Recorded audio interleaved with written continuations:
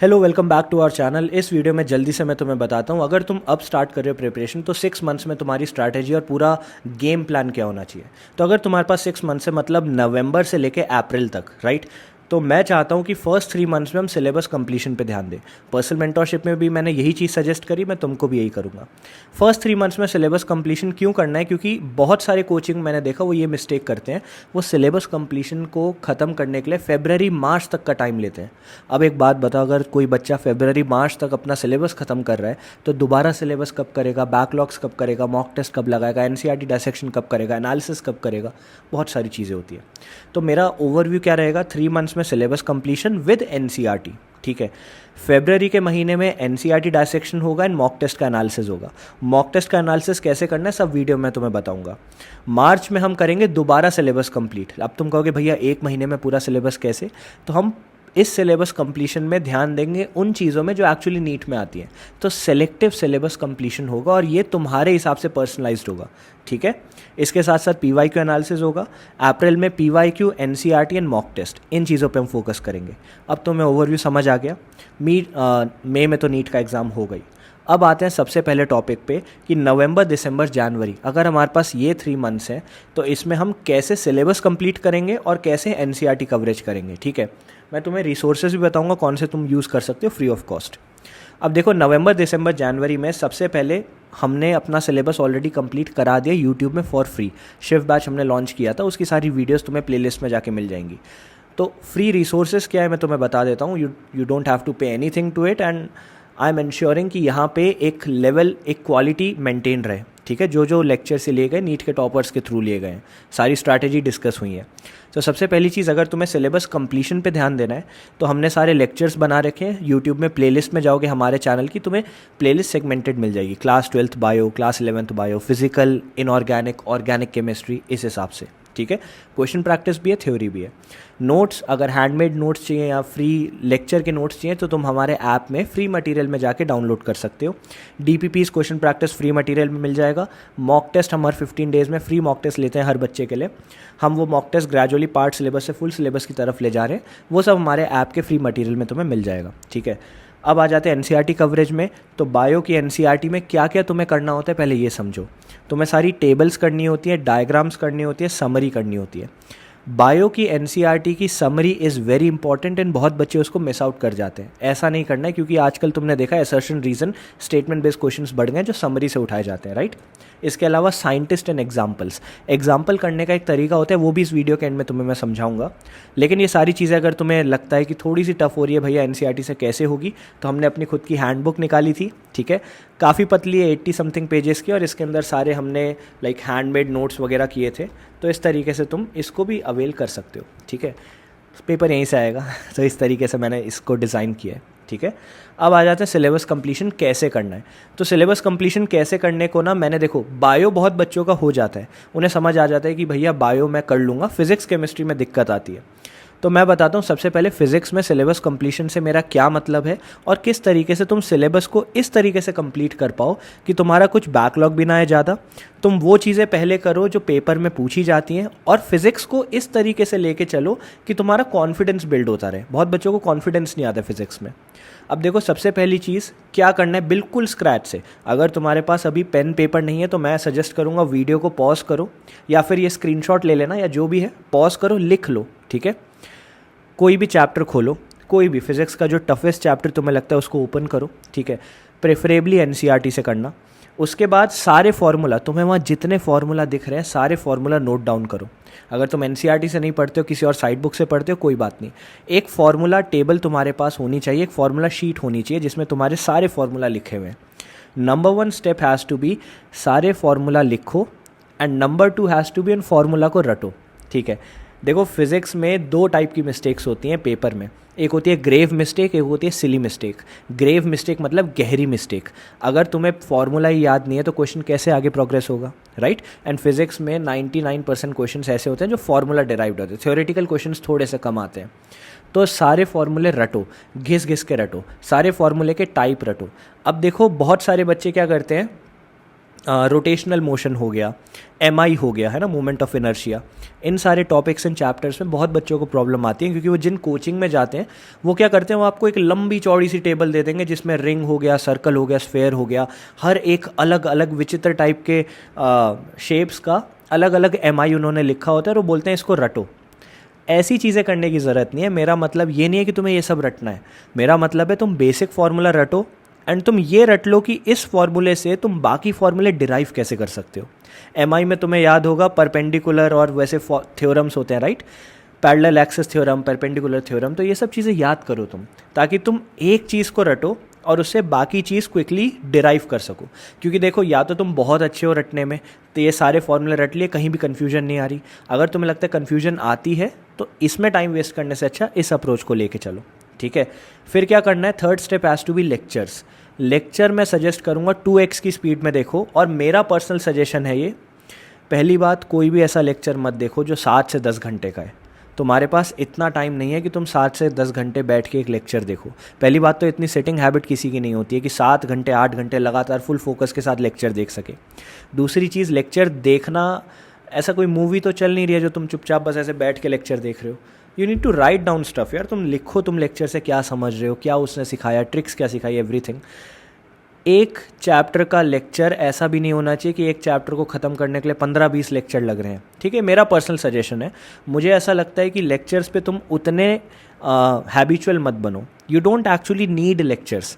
हमने भी फ्री में लेक्चर्स कराए, हमारे प्लेलिस्ट में जाके देखोगे, सारे चैप्टर्स को हमने 3 मंथ्स में कवर किया, पूरी प्लेलिस्ट हमने बना रखी है, segmented, class 12 physics, class 11 physics with question practice. NEET के टॉपर्स ने आके आपको वहाँ पे पढ़ाया, that is for sure, free में हमने कराया शिव बैच में। बट दैट बीइंग सेड, मैंने तब भी बोला था, मैं अभी भी बोलूँगा, you don't need lectures to learn anything. तुम्हें तुम्हारे से अच्छा कोई नहीं समझा सकता। तो पहली अप्रोच यही होनी चाहिए, फॉर्मूला रटो, फॉर्मूला लिखो, फॉर्मूला समझो और क्वेश्चन प्रैक्टिस करो। तुम्हें नहीं लगता भैया कॉन्फिडेंस नहीं आता है, ठीक है, तो फिर तुम लेक्चर देखो, 2x में एक छोटा सा लेक्चर देखो, एक परफेक्ट लेंथ का लेक्चर देखो। ऐसा नहीं तुम लेके ही बैठ गए हो लेक्चर्स और तुम्हारा सिलेबस टाइमली खत्म नहीं हो पा रहा है। 60% क्वेश्चन प्रैक्टिस होनी चाहिए, 40% थ्योरी होनी चाहिए, क्वेश्चन प्रैक्टिस बढ़ा देनी है, ठीक है। 150+ क्वेश्चंस मिनिमम मैं चाहूँगा हर चैप्टर से तुम करो, तभी तुम्हारा कॉन्फिडेंस बिल्ड होगा। जितने ज़्यादा क्वेश्चन अभी करेंगे उतने कम क्वेश्चन नीट में ऐसे आएंगे जो तुमने कभी करे ना हो। लास्ट में तुम PYQ करोगे और NCERT के क्वेश्चन करोगे। NCERT के क्वेश्चन में Intex question, solved example, back exercises, तीनों बहुत इंपॉर्टेंट है फिजिक्स के लिए, ठीक है। ये चीज़ तुम्हें करनी है। DPPs करने जो हमने अपने ऐप में फ्री मटेरियल्स में दे रखे हैं, हर 15 डेज में मॉक टेस्ट होता है, वहाँ पे जाके तुम देख सकते हो। अब आ जाते हैं केमिस्ट्री में। फिजिक्स मैंने तुम्हें एक्सप्लेन कर दिया ऑलरेडी कि फिजिक्स कैसे करनी है, अब मैं केमिस्ट्री एक्सप्लेन करूँगा। तो देखो, केमिस्ट्री पढ़ने का या केमिस्ट्री में सिलेबस कंप्लीट करने का आइडियल तरीका क्या है, ब्रेक डाउन कर दो, ऑर्गेनिक, इनऑर्गेनिक, फिजिकल, इन तीनों में किस चीज़ पे फोकस करना है मैं बताता हूँ। ऑर्गेनिक में सारे name reactions as it is NEET में पूछे जाते हैं, ठीक है। और अब मैच द फॉलोइंग का ज़माना आ गया, हो सकता है नीट 2025 में मैच द फॉलोइंग में ऐसा क्वेश्चन आ जाए। नेम रिएक्शन करो, एक रिएक्शन नोटबुक बनाओ। बहुत सारे बच्चे कहते हैं भैया एक रिएक्शन नोटबुक बनानी चाहिए कि नहीं, यू कैन डू दैट, ठीक है। रिएक्शन नोटबुक कैसे बनानी है मैंने बाकी वीडियोज़ में एक्सप्लेन भी किया है। इंटरमीडिएट, कंपाउंड, रिएजेंट, ये तीनों चीज़ें करनी बहुत ज़रूरी है ऑर्गेनिक में। एक चीज़ और है, ऑर्गेनिक में तुमने देखा होगा उन्होंने कुछ कंपाउंड्स के स्ट्रक्चर्स बना रखे होते हैं, ठीक है। 3-4 स्ट्रक्चर बना रखे होंगे, उनके नीचे NCERT में खासकर बॉइलिंग पॉइंट, मेल्टिंग पॉइंट, ये सारी इन्फॉर्मेशन नीचे लिखी हुई होगी। तुम्हें क्या करना है, उस इन्फॉर्मेशन को नहीं रटना है, लेकिन उन तीनों कंपाउंड्स की सीक्वेंस देख लेनी है, ठीक है। जैसे हो सकता है फिनॉल दिया हो, ईथर दिया हो, कार्बोक्सिलिक एसिड दिया हो, और तीनों के बॉइलिंग पॉइंट्स दे रखे हो, तो उस समय तुम्हें बॉइलिंग पॉइंट की वैल्यू नहीं रटनी है, तुम्हें ये देख लेना है कि सीक्वेंस क्या है, सबसे हाईएस्ट बॉइलिंग पॉइंट किसका होता है, सबसे लोएस्ट मेल्टिंग पॉइंट किसका होता है, इस तरीके से। नीट में हो सकता है अरेंज द फॉलोइंग में ये चीज़ पूछी जाए, ठीक है। बैक एक्सरसाइजेस ऑर्गेनिक के लिए बहुत इंपॉर्टेंट है, बहुत सारे लोग मिस आउट कर देते हैं। ऑर्गेनिक के लिए प्लीज़ कोई भी बैक एक्सरसाइजेस मिस आउट नहीं करेगा, तुम्हें करनी ज़रूरी है। इनऑर्गेनिक की बात करते हैं। इनऑर्गेनिक में रटना है, बहुत सिंपल चीज़ है, इनऑर्गेनिक रटनी पड़ेगी, तुम समझ नहीं सकते हो। निमोनिक बनाओ, दैट्स ट्रू, लेकिन रटो, ठीक है। इनऑर्गेनिक में सबसे बड़ी बात, तुम एक जगह पे लिखो सारे एक्सेप्शंस क्या हैं। इनऑर्गेनिक में सारा खेल पेपर में ना एक्सेप्शन का होता है, वो तुमसे ये पूछेंगे बताओ इसमें क्या अलग है, राइट, तो ये तुम्हें आना चाहिए, टेबल्स तुम्हें आनी चाहिए। फिजिकल में क्या है, फिजिकल में फॉर्मूला एप्लीकेशन है, फॉर्मूला रटो और क्वेश्चन प्रैक्टिस बढ़ा दो। तो तीनों में क्या क्या चीज़ें बढ़ानी है, ऑर्गेनिक में रीएजेंट्स और एनसीईआरटी की कवरेज बढ़ा दो, इनऑर्गेनिक में एक्टिव रिकॉल बढ़ा दो और सारे एक्सेप्शंस ज़्यादा करो, फिजिकल में क्वेश्चन प्रैक्टिस बढ़ा दो और फॉर्मूला रटो और उसका एप्लीकेशन सीखो, ठीक है। ये 3 चीज़ें करो। अब आ जाते हैं फरवरी में क्या करना है। नवंबर, दिसंबर, जनवरी 3 मंथ्स में हम सिलेबस कंप्लीट कर चुके। Now that syllabus has been completed, अब फरवरी में हम क्या करेंगे वो मैं बताता हूँ। फरवरी में होगा एनसीईआरटी डायसेक्शन। अब वो कैसे होगा वो सुनो। सबसे पहली बात तो मैं तब लाइव क्लासेस लूँगा, मैं यूट्यूब में आके आपको लाइव करके भी दिखाऊंगा कैसे डायसेक्शन करना है, कैसे पढ़ना है, लेकिन ओवरव्यू मैं दे देता हूँ। हम क्या क्या डायसेक्ट करेंगे। लास्ट ईयर याद है हमने हेल वीक चैलेंजेस लॉन्च किए थे अपने। हेल वीक चैलेंज मतलब 7 डेज चैलेंज था जिसमें 7 डेज़ के तुम्हें टारगेट देता था। बहुत एक्सट्रीम टारगेट थे तुम्हें पुश करने के लिए। उससे बहुत बच्चों का स्कोर इंप्रूव हुआ था। लास्ट ईयर हमारा अच्छा स्कोर इस वजह से भी आया था, तो वो मैं रीस्टार्ट भी करूँगा इस साल। और उसके साथ साथ क्या होने वाला है एनसीईआरटी डायसेक्शन में, सारे इंटेक्स क्वेश्चंस, ठीक है, सारे सॉल्व्ड एग्जाम्पल, सारी बैक एक्सरसाइजेस, ये 3 चीज़ें होंगी। इसके अलावा टेबल्स, डायग्राम, समरी, सारी टेबल, सारे डायग्राम, सारी समरी, राइट। सारे साइंटिस्ट, स्पेशली बायो में तुम्हें साइंटिस्ट जानने ज़रूरी है, किस ईयर में क्या हुआ था, ये रटो, ठीक है। पॉइंट्स टू पॉन्डर की टेबल, केमिस्ट्री के एनसीईआरटी और फिजिक्स के एनसीईआरटी में कुछ टेबल्स दे रखे बीच बीच में, पॉइंट्स टू पॉन्डर करके उसको लर्न करो। डायमेंशंस की टेबल, फिजिक्स की एनसीईआरटी में समरी के नीचे एक टेबल दे रखी है डायमेंशनल फार्मूला की। बहुत सारे बच्चे कहते हैं भैया ये डायमेंशनल फार्मूला इन्होंने कहाँ से पूछा, डायमेंशंस के चैप्टर में तो ये दे ही नहीं रखा। बेटा वो जो डायमेंशनल फार्मूला तुमसे पूछ रहे हैं ना बच्चे, वो समरी के नीचे वाली जगह से पूछ रहे हैं, इसलिए वो करना ज़रूरी है, ठीक है। बायो के सारे एग्जाम्पल्स करो और एग्जाम्पल को रिवर्स ऑर्डर में करो। जब हम कोई पैरा पढ़ते हैं और लास्ट में बायो के 5-6 एग्जाम्पल्स दे रखे होते हैं उससे रिलेटेड, सपोज किसी किंगडम से रिलेटेड या किसी फैमिली से रिलेटेड या जो भी है, हम क्या करते हैं एक सीक्वेंस में जल्दी से रट लेते हैं। स्पेशली जब आप एनसीईआरटी 3-4 बार पढ़ रहे हो, उसी सीक्वेंस में पढ़ते रहते हो तो आपका ब्रेन उन एग्जाम्पल्स को उसी सीक्वेंस में रट लेता है। अब क्या होता है, वही एग्जाम्पल अगर जम्बल्ड अप फॉर्मेट में हो या वही एग्जाम्पल आपको मैच द फॉलोइंग में दे दिए तो याद नहीं आते। तो इसमें मैं चाहूँगा एग्जाम्पल्स को एक बार आप उल्टा भी पढ़ के देखो, ठीक है। जैसे एग्जाम्पल ABCD दे रखे हैं 4 एग्जाम्पल, तो इसको DCBA भी पढ़ो, ठीक है, ताकि दिमाग को तुम समझाओ कि मुझे एग्जाम्पल्स की सीक्वेंस नहीं रटनी है, मुझे एग्जाम्पल रटने हैं, ठीक है। अब सारे एक्सेप्शन, इनऑर्गेनिक में जितने एक्सेप्शन है केमिस्ट्री में, सारे एक टेबल बनाई जाएगी, उससे हम रटेंगे, ठीक है। मार्च और अप्रैल में क्या करना है मैंने आपको बताया था। मार्च और अप्रैल में मॉक टेस्ट बढ़ा देने, PYQ बढ़ा देने, और बेसिकली आपका स्कोर जो इंप्रूव होगा ना वो क्वेश्चन प्रैक्टिस एंड पॉलिशिंग से होगा। मार्च अप्रैल लास्ट के जो महीने होते हैं they are very very essential. अगर आप तब तक वेट करोगे कि भैया मेरा सिलेबस कंप्लीट नहीं है, बैकलॉग से मुश्किल होगी, इसलिए सिलेबस कंप्लीशन बैकलॉग जल्दी करो, ताकि तब सिर्फ polish question practice, mock test, NCERT, बस ये सब होता रहे।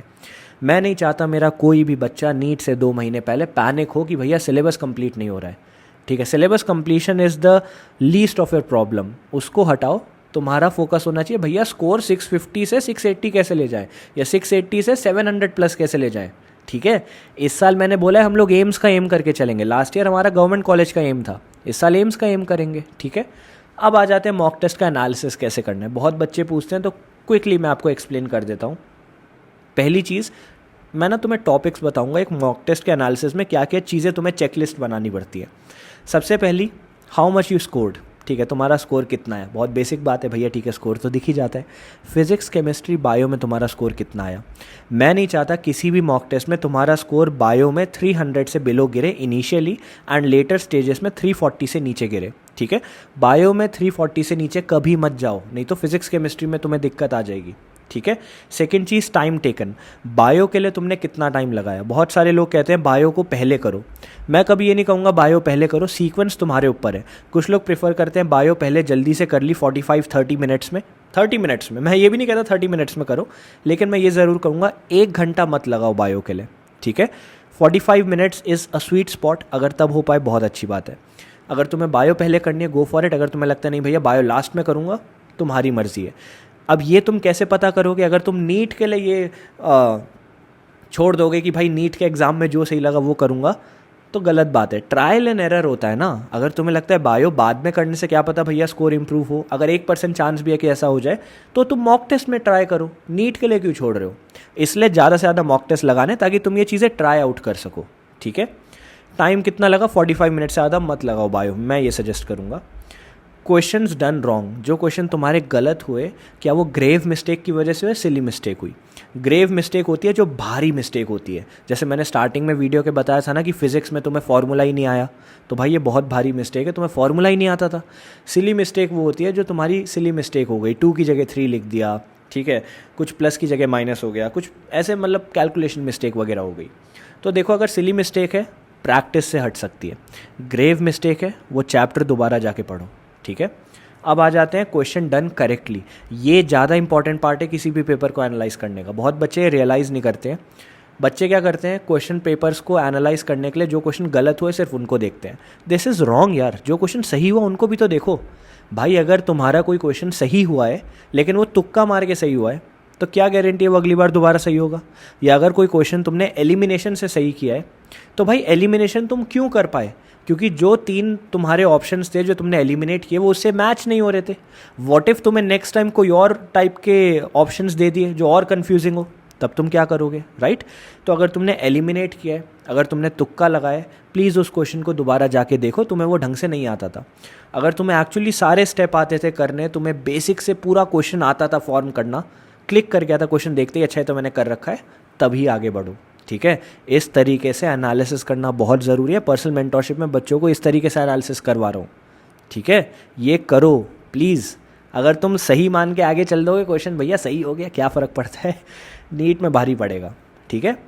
अब आ जाते हैं लो कॉन्फिडेंस एरियाज़। कुछ एरिया होते हैं जो आते भी हैं बच्चे को लेकिन अंदर से कॉन्फिडेंस नहीं आता है कि भैया मुझे लगता है क्वेश्चन नहीं बन पाएगा। तो अगर तुम्हारे भी ऐसे कुछ एरियाज़ हैं जो लो कॉन्फिडेंस वाले हैं, उनको पहले पॉइंट आउट करो और उनको पहले ठीक करने का ट्राई करो, ठीक है। इस तरीके से चलो। वीडियो ख़त्म होने से पहले जो बच्चे अभी तक मेरे साथ रुके हुए हैं, ये है हमारी बायो की हैंडबुक, इवॉल्व नाम है इसका। ये हमने रिसेंटली लॉन्च करी। इसको बनाने के लिए हमने 25 से ज़्यादा नीट टॉपर्स के साथ काम किया था, राइट। एवरीथिंग इज़ हैंडमेड, ठीक है। 7 to 8 मंथ्स का टाइम लगा था, बहुत सारे ड्राफ्ट्स बनाए थे, उसके बाद हमें फाइनली कर पाए। इसमें सारी समरीज़ हैं जो मार्क कर रखी हैं, सारे टेबल्स हैं, सारे एग्जाम्पल्स हैं, हर चीज़, ठीक है। डायग्राम्स तुम देख सकते हो, एनसीईआरटी के सारे डायग्राम है और हमने हैंडमेड इसको बनाया, ठीक है। हम इसका भी लिंक मैं नीचे दे दूंगा, इसको भी तुम लोग अवेल कर सकते हो। लास्ट ईयर 712 नंबर का पेपर हमने प्रिडिक्ट किया था। इस साल नीट 2025 में अगर तुम बोर्ड के लिए भी प्रिपेयर कर रहे हो, सीयूटी के लिए भी कर रहे हो, सारा पेपर यहीं से आएगा, ठीक है। तो इस बुक को भी तुम जाके देख सकते हो। बाकी बस I hope this video helped. Thank you, पढ़ते रहो आराम से।